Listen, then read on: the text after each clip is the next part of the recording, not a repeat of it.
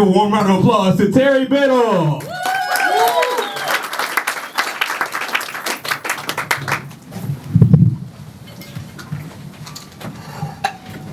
Now that is a word that you don't hear very often, bespectacled. I think it's one we should say more often, as a matter of fact. So I'm going to start with a little confession. I have a little confession to make. I'm in a little dark place right now, and primarily that's because it just became legal to shoot unarmed black children in Florida. Don't know if you guys heard anything about that. It's a little disturbing to me, a little disturbing to a few other people, I'm sure. So this is just to let you guys know that maybe your black coworkers or your black friends that you've known have been maybe a little grumpy or irritable lately.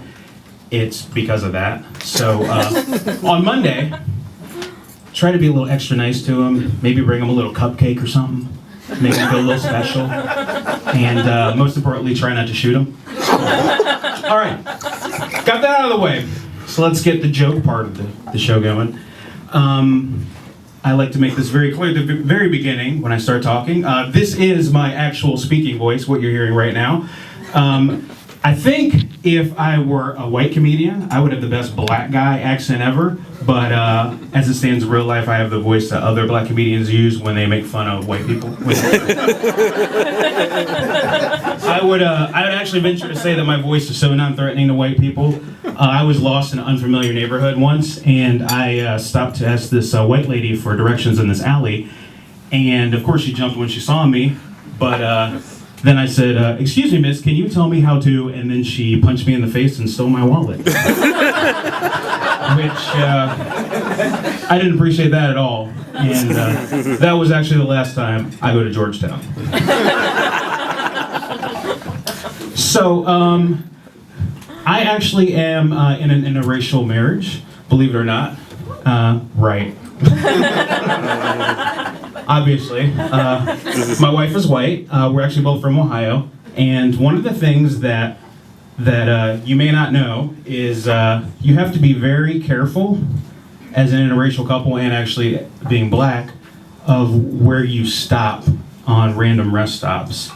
Just because you don't know whether you're pulling into Klan territory or whether you're going to end up like Marcellus Wallace in Pulp Fiction. Y'all remember that movie? I can feel the gears working back there. I know you know what I'm talking about. This is true. This next part is very true. I have never, ever in my entire life eaten at a Cracker Barrel. True. That's primarily because I never thought that I'd be welcome there. I know, it's kind of an exaggeration, right? Well, I want to put this thought in your mind. Now imagine you're lost or on a road trip and you stumble in a place like Anacostia or Detroit, Michigan. And you see a sign for a place called Nigger Box. I didn't think so. So, my mom was really strict. I had a very strict mom. If you guys know what a tiger mom is, does anybody, people know what a tiger mom? People know what a tiger mom is. Okay, I like to call my mom a panther mom. That needs no explanation. And because I was raised the way that I was raised, I think it's really important to instill a good value system in your kids, because it, means that they're not doing dumb shit. That's really that simple. One of the things that one of the values that I want to instill in my children is, and I'm very serious when I say this, I'm really glad that DOMA was struck down recently. I'm a big supporter of gay rights, and I'm totally against homophobia.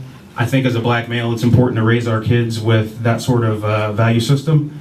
And in fact, I'm so against homophobia that my wife and I decided that we're going to raise our kids gay. Yeah. We like to call ourselves Garants, if you will. And we think the Garanting movement's going to be huge.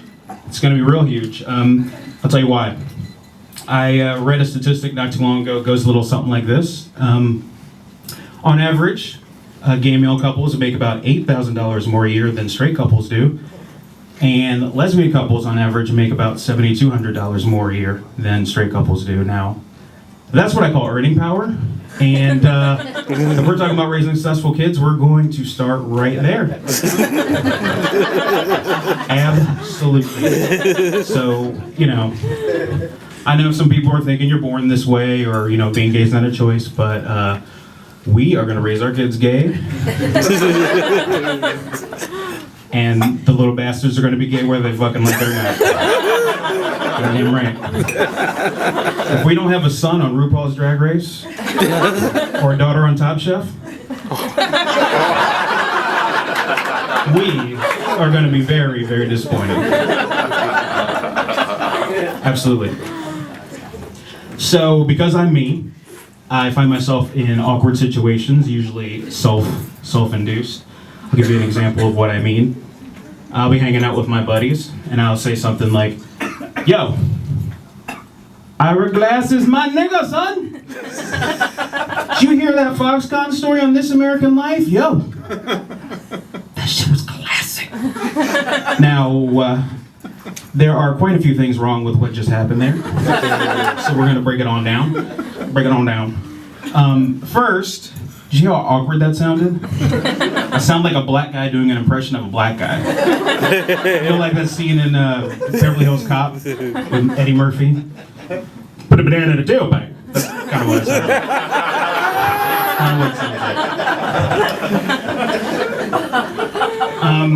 The second thing that I'd like to point out is, can anyone tell me in what company it's appropriate to say nigga and Ira Glass together in the same sentence?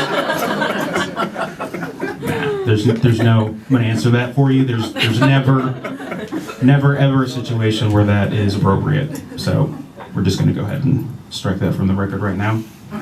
I think probably the most important aspect of that is,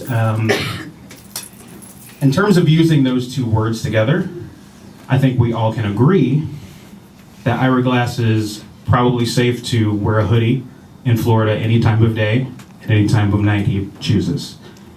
And I think I'm going to end on that. Thank you very much. My name is Terry Biddle.